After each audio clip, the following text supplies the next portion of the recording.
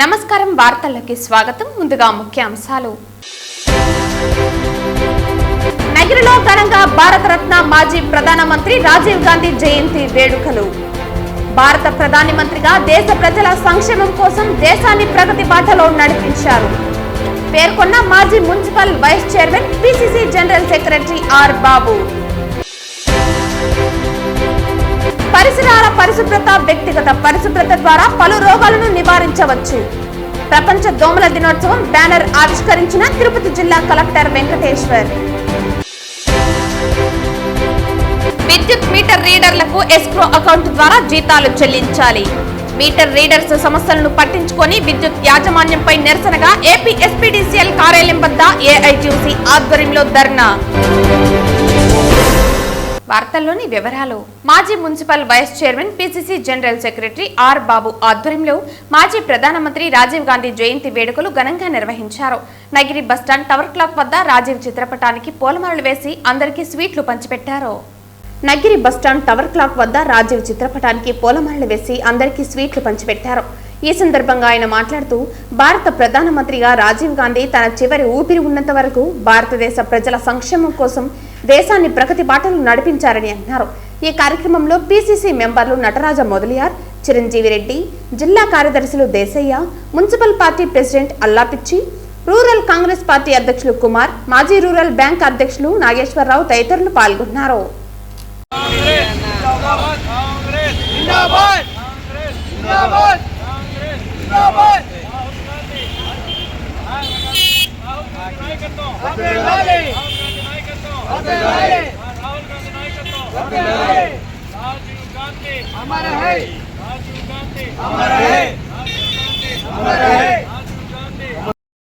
పరిసరాల పరిశుభ్రత, వ్యక్తిగత పరిశుభ్రత ద్వారా పలు రోగాలను నివారించవచ్చునని తిరుపతి జిల్లా కలెక్టర్ వెంకటేశ్వర్ పేర్కొన్నారు.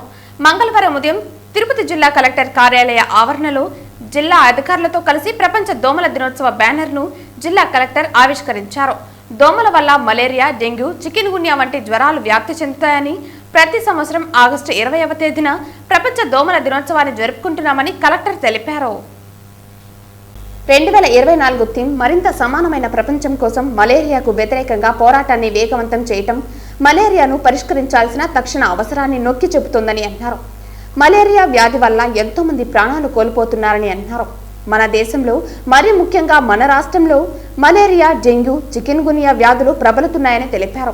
పట్టణ ప్రాంతాలలో మలేరియా ఎక్కువగా సంభవిస్తున్నందున ఈ రోజున మనం ప్రపంచ దోమల దినోత్సవంగా జరుపుకుంటున్నామని, ప్రభుత్వం ఇలాంటి వ్యాధులు ప్రబలకుండా దోమలను నివారించే చర్యలు చేపట్టాలని, ప్రజలకు వాటి గురించి అవగాహన కలిగించాలని అధికారులకు సూచించిందన్నారు. ముఖ్యంగా పరిసరాలను పరిశుభ్రంగా ఉంచుకోవటం, ఫ్రైడే డ్రై డే కార్యక్రమం నిర్వహించి పరిసరాలను పరిశుభ్రంగా ఉంచుకొని ఇళ్లలోని టైర్లలో, ఫ్రిడ్జ్లో, కూలర్ వంటి వాటిల్లో నీటి నిల్వ ఉండకుండా, ఇంటి బయట కాలువల్లో మురుగునీరు నిల్వ ఉండకుండా మున్సిపల్ సిబ్బంది చర్యలు తీసుకోవాల్సి ఉందని తెలిపారు. లేదంటే నిల్వ ఉన్న నీటిలో దోమల లార్వా వృద్ధి చెందుతుందని అన్నారు. రానున్న వర్షాకాలం నేపథ్యంలో దోమల సంఖ్య పెరగకుండా నీటి నిల్వ ఉన్న ప్రాంతాలను గ్రహించి తగు చర్యలు చేపట్టాలని అధికారులను ఆదేశించారు. జ్వరం 2-3 రోజుల కంటే ఎక్కువగా వస్తే నిర్లక్ష్యం చేయకుండా రక్త పరీక్షలను చేయించుకుని వైద్యులను సంప్రదించాలని, ప్రజలకు అవగాహన కలిగించాలని తెలిపారు. చికిత్సకు సంబంధించిన మందులు అన్ని కూడా సిద్ధంగా ఉంచుకోవాలని వైద్య అధికారులకు సూచించారు.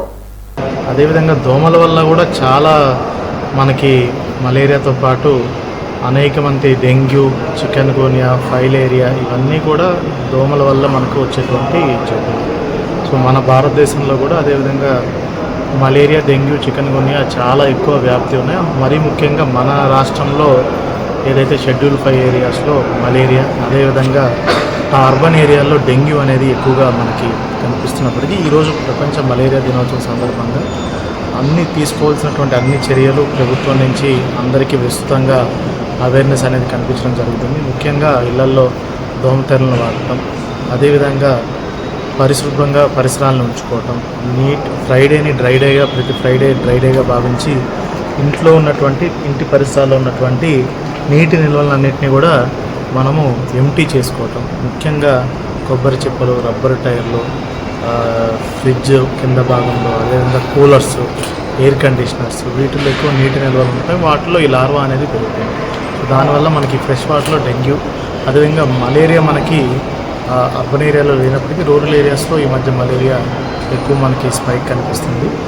సీజన్ ఇంకా కంప్లీట్గా అవ్వలేదు, మనకి కేసెస్ తగ్గాయి కానీ ఇంకా సీజన్ ఉంది. వర్షాలు మనకి మన జిల్లాలో ముఖ్యంగా అక్టోబర్, నవంబర్, డిసెంబర్ మాసాలు ఎక్కువ పడతాయి కాబట్టి ప్రజలు అప్రమత్తంగా ఉండాలి, తగు జాగ్రత్తలు తీసుకోవాలి. ఏదైనా జ్వరం 2-3 రోజుల కంటే ఎక్కువ ఉంటే వెంటనే మన దగ్గరలో ఉన్నటువంటి మన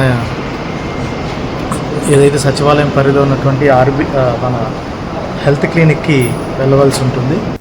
వినాయక చవితిని పురస్కరించుకుని తిరుపతి మరియు చుట్టుపక్కల సెప్టెంబర్ 7వ తేదీ సుమారు 1000 గణేష ప్రతిమలు ప్రతిష్ఠించి భక్తి శ్రద్ధలతో పూజలు నిర్వహించి తదుపరి 3వ రోజు సెప్టెంబర్ 9వ తేదీ సోమవారం రోజు ప్రధాన వీధుల గుండా శోభాయమానంగా ఊరేగింపు జరిపి సామూహిక నిమజ్జన ఏర్పాట్ల కొరకు తుడా వైస్ చైర్మన్ వెంకటనారాయణని కలిసి తిరుపతి వరసిద్ధి వినాయక మహోత్సవ కమిటీ సభ్యులు వినతిపత్రం సమర్పించారు. తుడా వైస్ ఛాన్సలర్ వెంకటనారాయణ గారిని కలిసి చెన్నాయగుంట చెరువు, గొల్లపల్లి చెరువు, దామినేడు చెరువు, అదేవిధంగా దగ్గరలో ఉన్నటువంటి చెరువుల వద్ద వినాయక చవితి పండుగ రోజు సాయంత్రం నుంచి నిమజ్జనం జరిగేటువంటి 3వ రోజు, 5వ రోజు, 7వ రోజు ఈ ముఖ్యమైనటువంటి రోజుల్లో చెరువులోకి వెళ్ళి నిమజ్జనం చేయడానికి అవసరమైనటువంటి దారిని ఏర్పాటు చేయడము, అక్కడ ఉన్నటువంటి ముళ్ళ చెట్లను తొలగించడము, సరైనటువంటి బ్యారికేడింగ్ ఏర్పాటు చేసి ఎలాంటి ప్రమాదాలు జరగకుండా తీసుకోవాల్సిన కనీసమైనటువంటి జాగ్రత్తలు తీసుకోవడము, నిమజ్జనం కోసం వచ్చేటువంటి భక్తులకు అవసరమైనటువంటి తాగునీటి సౌకర్యము, అదేవిధంగా ఎలాంటి ప్రమాదాలు జరగకుండా నివారించేందుకు ఒకవేళ అవసరం అనుకున్నప్పుడు సహాయం చేసే దానికోసం ప్రాథమిక వైద్య చికిత్సను కూడా అక్కడ అందుబాటులో ఉంచే విధంగా ఇలాంటి కనీసమైనటువంటి భద్రత, అదేవిధంగా పోలీసింగ్ కూడా వచ్చేటువంటి వాహనాలు ప్రశాంతంగా నిమజ్జనం చేసుకుని వెనక్కి వెళ్ళే విధంగా పోలీసుకు సంబంధించిన బందోబస్తు ఇవన్నీ కూడా చేపట్టాలని చెప్పి కూడా వైస్ ఛాన్సలర్ గారిని కలవడం జరిగింది.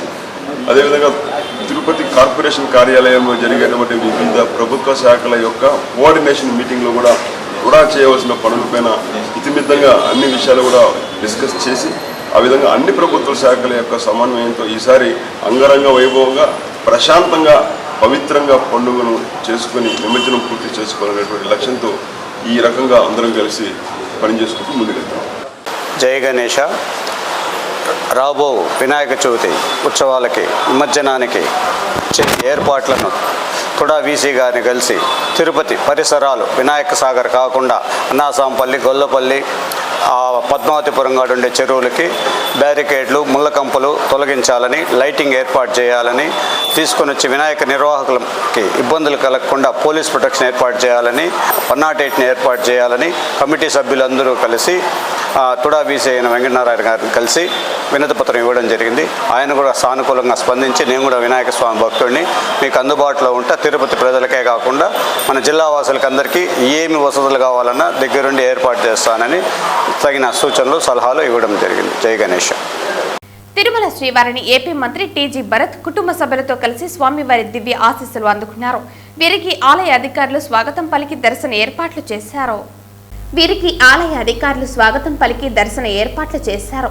దర్శన అనంతరం ఆలయ రంగనాయకుల మండపంలో వేద పండితులు వేద ఆశీర్వచనం అందించగా ఆలయ అధికారులు స్వామివారి శేషవస్త్రంతో సత్కరించి స్వామివారి తీర్థ ప్రసాదాలు అందజేశారు. అనంతరం ఆలయం వెలుపలకు వచ్చిన ఆయన మీడియాతో మాట్లాడుతూ సీఎం చంద్రబాబు చొరవతో ఏపీ ఎంతో అభివృద్ధి చెందాలన్నారు. తమ ప్రభుత్వం ఇచ్చిన మాట ప్రకారం 20 లక్షల ఉద్యోగాలు ఇచ్చేలా ఇండస్ట్రీని తీసుకువచ్చేలా తమ వంతు కృషి చేస్తున్నామని ఆయన పేర్కొన్నారు. ఏపీ గవర్నమెంట్ ఇలా అడిగితే కేంద్ర ప్రభుత్వం అలా నిధులు ఇచ్చేలా చూడాలని స్వామిని ప్రార్థించినట్లు మంత్రి టీజీ భరత్ తెలిపారు. అందరికి నమస్కారం. మినిస్ట్రీ బర్త్ తీసుకున్న తర్వాత ఈరోజు తిరుమలకు రావడం జరిగింది. వెంకటేశ్వర స్వామి ఆశీస్సులు బాగుండాలని చెప్పి, ఒకటి రాష్ట్రానికి ముఖ్యంగా, ఎందుకంటే మీకు తెలుసు ఎన్నో ప్రాబ్లమ్స్ ఉన్నాయి మనకి. సో మా సార్ చంద్రబాబు గారు సెంట్రల్ గవర్నమెంట్కి ఏమైతే అడుగుతారో అవన్నీ కూడా నెరవేరాలని నేను మొక్కడం జరిగింది. సార్ అట్లా పోయి అడిగితేనే శాంక్షన్ అయిపోవాల, అది చాలా బాగుంటుంది. అట్లయితే అలాగే రాష్ట్రానికి మంచి ఇండస్ట్రీస్ రావాలా, ఎక్కువ జాబ్ ఆపర్చునిటీస్ క్రియేట్ అయ్యే లెక్క చూసుకోవాలా. ఎందుకంటే పెద్ద ఇండస్ట్రీస్ వస్తే ఇక్కడ జాబ్స్ ఆల్రెడీ దాదాపు 20 లక్షల ఉద్యోగాలు ఇస్తామని చెప్పి మన గవర్నమెంట్ ఫామ్ అయిన తర్వాత ఆర్ బిఫోర్ మనం చెప్పడం జరిగింది. సో ఖచ్చితంగా మంచి ఇండస్ట్రీస్ వస్తాయని నమ్మకం నాకు ఎందుకైతే ఉందంటే మనకి చంద్రబాబు గారు అనేది ఒక పెద్ద బ్రాండ్, మీ అందరికీ తెలుసు. సో ఫ్యూచర్లో పెద్ద పెద్ద ఇండస్ట్రీస్ వచ్చేదానికి అవకాశాలు బాగుంటుంది. అదిగాక కర్నూలుకి వచ్చేసరికి నేను ఒక ఇండస్ట్రీసే కాదు అన్ని ఏరియాస్ చూడాలా, మా కర్నూలు కూడా మంచి అభివృద్ధి కావాలా. ఎందుకంటే క్యాపిటల్ ఆఫ్ ఆంధ్రప్రదేశ్ 1953 to 1956లో. సో కర్నూలు కూడా బాగా అభివృద్ధి చెందాలని చెప్పి ఇవన్నీ కూడా ఏడుకొండల స్వామిని మొక్కడం జరిగింది. అన్నీ నెరవేరుతాయని చెప్పి ఆశపడుతున్నా. త్వరలో మనకు హైకోర్టు బెంచ్ కూడా జీవో వస్తుందని చెప్పి చంద్రబాబు గారు లాస్ట్ టైం చెప్పడం జరిగింది. సో ఇట్లాంటివి ఎన్నో మంచి కార్యక్రమాలు చేస్తాము. ఇంకా 100 days కూడా కాలే. మీరు చూస్తే ఎంత ఇండస్ట్రియల్ ఫ్రెండ్లీ మా చీఫ్ మినిస్టర్ అనేది మీ అందరూ చూసింటారు. అంతకుముందు మెడ్ సిటీ వైజాగ్లో పోవడం, నిన్న శ్రీ సిటీకి పోవడం, ఇండస్ట్రియలిస్టులు అందరూ కూడా పరుగెత్తులు పెట్టి సార్ని అపాయింట్మెంట్స్ అడగడం జరుగుతోంది. అంటే ఆయన ఒక క్రియేట్ చేశారు హిస్టరీ. ఎవరికి నచ్చినా నచ్చకపోయినా హైదరాబాద్ ఈరోజు రూపురేఖలు మారిందంటే ఒక చంద్రబాబు గారి వేసిన విత్తనం ఈరోజు ఎక్కడికో వెళ్ళిపోయింది హైదరాబాద్ అనేది. సో అట్లా మన అమరావతి కూడా బాగా డెవలప్ కావాలా, అంతా బాగుండాలా, వర్షాలు పడాలా, ఇప్పుడు ఎట్లయితే మనకు నదులంతా నీళ్ళతో నిండి బాగుందో అగ్రికల్చర్ బాగా జరగాల. సో ఇవన్నీ కూడా బాగా అవుతుందని మొక్కడం జరిగిందండి. జూనియర్ డాక్టర్పై జరిగిన అత్యాచారంకు వ్యతిరేకంగా ఎస్ఎఫ్ఐ, ఐద్వా, డివైఎఫ్ఐ ఆధ్వర్యంలో శ్రీ వెంకటేశ్వర ప్రభుత్వ పాలిటెక్నిక్ కళాశాల నుంచి 600 మంది విద్యార్థులతో కళ్లకు రిబ్బన్ కట్టుకుని న్యాయం కోసం మేము సైతం అంటూ కళాశాల నుంచి అన్నారావు సర్కిల్, ఇస్కాన్ టెంపుల్ పైగా రియా హాస్పిటల్లో జూనియర్ డాక్టర్స్ పోరాటానికి మద్దతు పలికారు.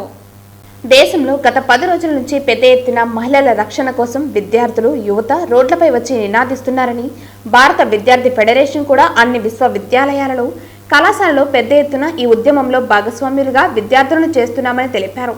ఎస్ఎఫ్ఐ జిల్లా కార్యదర్శి రవి మాట్లాడుతూ మెడికల్ విద్యార్థుల పోరాటానికి ఎస్ఎఫ్ఐ సంపూర్ణ మద్దతు ఉంటుందని అన్నారు. ఐద్వా జిల్లా కార్యదర్శి సాయిలక్ష్మి మాట్లాడుతూ అత్యాచారాలు రోజురోజుకు పెరుగుతున్నాయి కానీ శిక్షలు పెరగడం లేదని, చట్టాలు చుట్టాలుగా మార్చుకుని విచ్చలవిడిగా మద్యం, డ్రగ్స్, పోర్న్ సైట్స్ మత్తులో యువత అసాంఘిక కార్యక్రమాలకు పాల్పడుతున్నారని, తక్షణమే మద్యం, డ్రగ్స్ను బ్యాన్ చేయాలని, విద్యార్థి యువత జీవితాలను కాపాడాలని కోరారు. డివైఎఫ్ఐ రాష్ట్ర ఉపాధ్యక్షులు జయచంద్ర మాట్లాడుతూ యువత దేశాన్ని నిర్మించే శక్తులుగా కాకుండా నేడు చెడు వ్యసనాలకు గురయ్యే ఈ అగాత్యాలకు పాల్పడటం దుర్మార్గమైన అంశమని, అత్యాచారంకు పాల్పడిన నిందితులను ఎలాంటి పక్షపాతం లేకుండా శిక్షించాలని, కేంద్ర రాష్ట్రాల నిర్లక్ష్యం వీడి తక్షణమే పార్లమెంటులో మహిళా భద్రత, వైద్య సిబ్బంది భద్రతపై చర్చ జరిపి పటిష్టమైన భద్రత కల్పించేలా చర్యలు తీసుకోవాలని అన్నారు. ఈ కార్యక్రమంలో ఐద్వా జిల్లా అధ్యక్షులు జయంతి, ఎస్ఎఫ్ఐ జిల్లా ఉపాధ్యక్షులు తేజ, జిల్లా నాయకులు రవీంద్ర, గణేష్, నాయకులు హర్షద్, లోకేష్, రవి, హరీష్, పాలిటెక్నిక్ కళాశాల కమిటీ సభ్యులు తదితరులు పాల్గొన్నారు.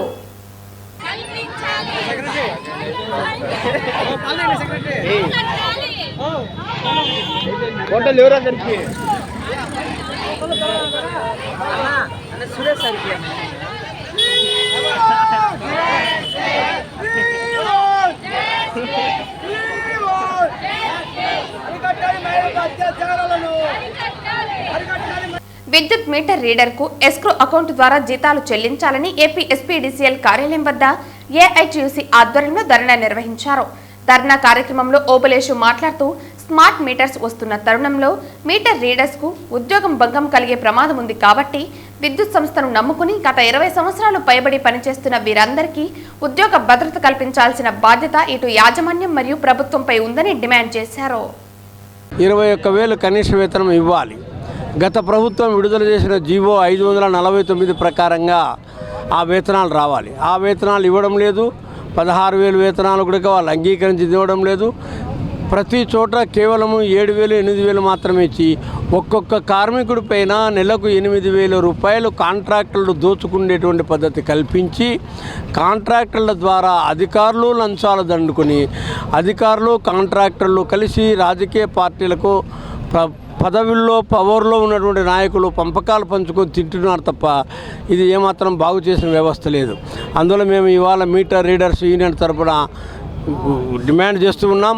ఈ కాంట్రాక్ట్ సిస్టమ్ ఎత్తివేసి అందరికీ డైరెక్ట్గా విద్యుత్ బోర్డే జీతాలు చెల్లించాలి, భత్యాలు చెల్లించాలి, వేతనాలు పెంచాలి, రెగ్యులర్ కార్మికులుగా గుర్తించాలని చెప్తున్నాం. ఈ ప్రభుత్వం ఇంకొక మోసం. మేము ఎప్పటి నుంచో అడుగుతూ ఉంటే ఎస్క్రో సిస్టమ్ ద్వారా జీతాలు చెల్లించాలని చెప్పేసి ఆ జీవో విడుదల చేయకుండా అట్టి పెట్టుకొని దాచిపెట్టుకొని ఈరోజు ఇక్కడ ఉద్యమం జరుగుతుంది కాబట్టి ఈ ఉద్యమానికి కార్మికులు ఉద్యోగస్తులు రాకుండా ఉండాలనేటువంటి దురుద్దేశం చేత మోసం చేత రాత్రి ఎప్పుడో 9 గంటలకు 10 గంటలకు దొంగచాటుగా ఆ జీవోను విడుదల చేసినటువంటి పరిస్థితి ఉంది. అయినా ముందుగానే నిర్ణయించుకున్నటువంటి ప్రోగ్రాం కాబట్టి ప్రభుత్వం యొక్క ఈ జిమ్మిక్కులకు లోను కావద్దని చెప్పేసి మా ఉద్యోగ సోదరులందరూ కూడా తరలి వచ్చారు. మరి ఇప్పుడు ఏం చేస్తున్నాడు చంద్రబాబు నాయుడు? అధికారంలోకి వచ్చినాడు, శ్వేతపత్రాలు ప్రకటించాడు. అందులో విద్యుత్ ఛార్జీలు తగ్గిస్తానట్లు, ట్రూ ఆఫ్ ఛార్జీలు ఎత్తివేస్తానట్లు ఎక్కడా ప్రకటించలేదు. ఈ కార్మికులకు సంబంధించి కూడా అటువంటి హామీ ఏమి ఇవ్వలేదు.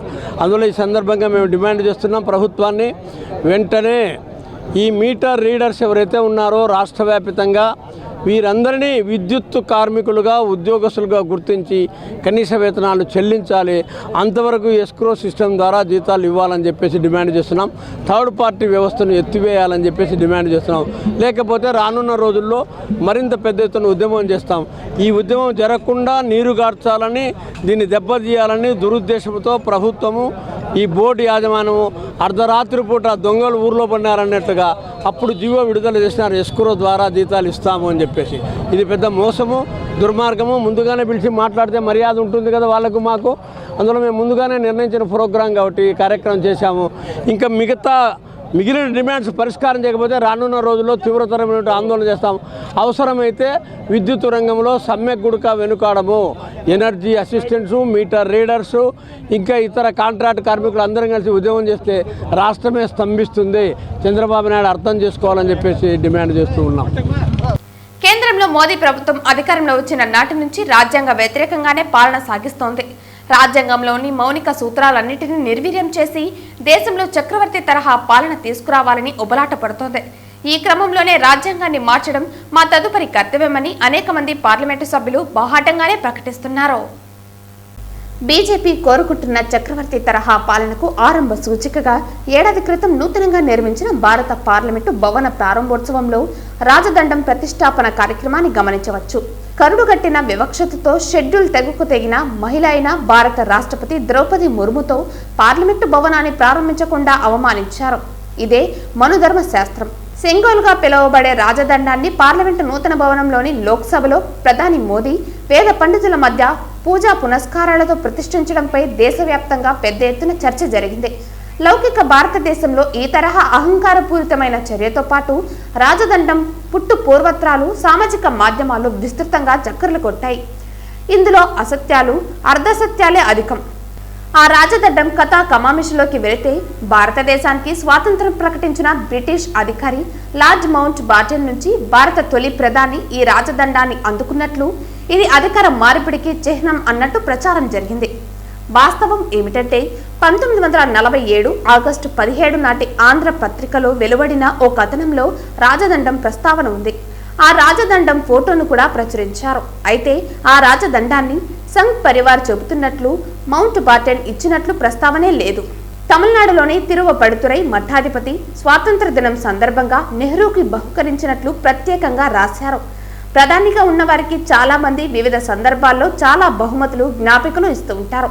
అలా నెహ్రూ చేతికి వచ్చిందే తప్ప రాజదండం అనేది అధికార మార్పిడికి చిహ్నం కాదని పేర్కొన్నారు. తెలంగాణ, ఆంధ్ర రాష్ట్రంలో నుంచి అదేవిధంగా వివిధ జిల్లాల నుంచి వచ్చినటువంటి ప్రతినిధులు అందరూ కూడా ఈరోజు హాజరైనారు. మరి ఈ శుభ సందర్భంగా మేము దళిత కుల పోరాట సమితి ఈ సెమినార్ నిర్వహించుకోవడం జరుగుతోంది.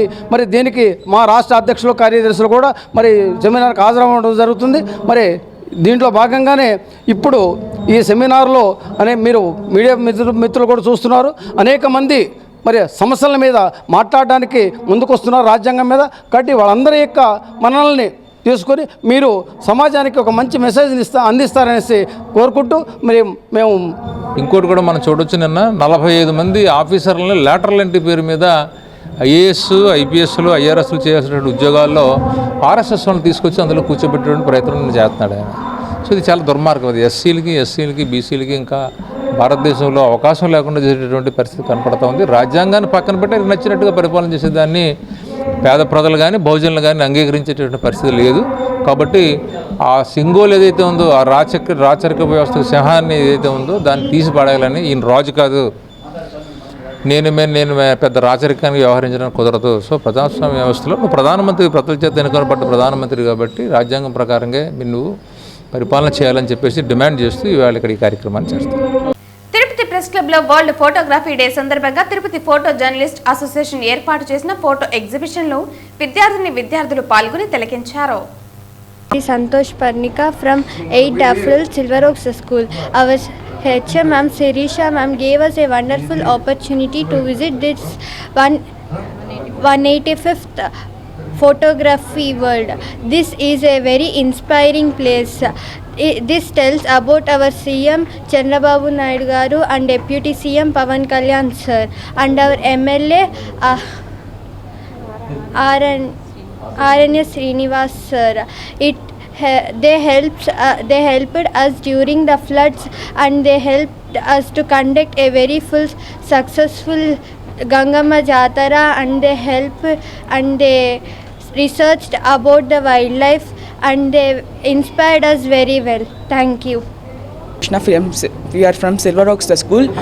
Our Sirisha Madam gave us a wonderful opportunity to visit the 185th World Photography Day. We saw very attractive photos and very inspiring photos. We saw many political leaders like Chandrababu Naidu Garu, Pawan Kalyan Garu, Rajshekar Reddy Garu and other political leaders. This photography is very inspiring to us. Thank you for this wonderful opportunity, Mrs. Sirisha Ma'am. వార్తలు ముగించే ముందు ముఖ్యాంశాలు మరోసారి. నగరంలో ఘనంగా భారతరత్న మాజీ ప్రధానమంత్రి రాజీవ్ గాంధీ జయంతి వేడుకలు. భారత ప్రధాని మంత్రిగా దేశ ప్రజల సంక్షేమం కోసం దేశాన్ని ప్రగతి బాటలో నడిపించారు పేర్కొన్న మాజీ municipal vice chairman PCC general secretary R Babu. పరిసరాల పరిశుభ్రత, వ్యక్తిగత పరిశుభ్రత ద్వారా పలు రోగాలను నివారించవచ్చు. ప్రపంచ దోమల దినోత్సవం బ్యానర్ ఆవిష్కరించిన తిరుపతి జిల్లా కలెక్టర్ వెంకటేశ్వర్.